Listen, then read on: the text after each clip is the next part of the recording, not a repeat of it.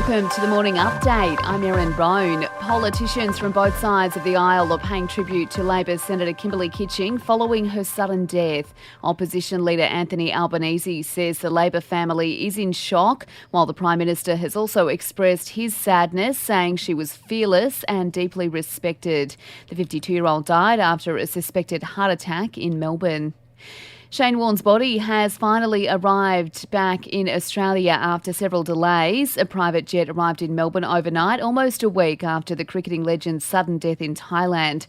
A state funeral will be held at the MCG later this month. Some fans also gathered to watch the plane's arrival. It was sad when the actual plane was coming in, knowing that someone who's such a legend and so young wasn't here. But it was good to see the plane come in, knowing he's on home soil where he belongs.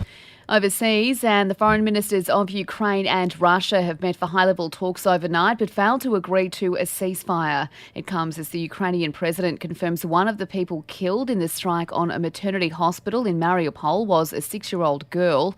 Moscow claims the hospital was no longer in use, but Volodymyr Zelensky says that's not true. Crimes of war are impossible without propagandists covering them. I want to tell them one thing. You will be responsible, same way as those who give orders to drop bombs on the peaceful civilians. That translation thanks to Sky News UK there.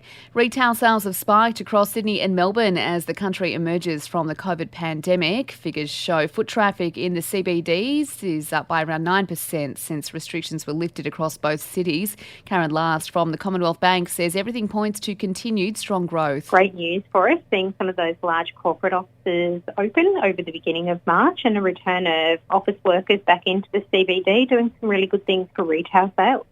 In sport, a dominant display from the Panthers overnight, beating Manly 28-6 to open the NRL season. Penrith were without star halfback Nathan Cleary, who's out with a shoulder injury. His replacement, Sean O'Sullivan, says they brought their A-game though. It was so good just to come out with this group of boys. Like, what they've been building the last 3 years is just admirable and watching from afar. So I was so glad that I could come in and, they're such a big help.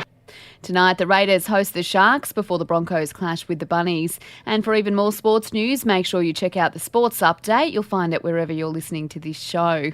In entertainment news, and billionaire Elon Musk has welcomed a second child with Grimes. She says their daughter Exadark Sidriel, or Y for short, was born in December via surrogate. The pair, who are no longer a couple, already have a son who they call X.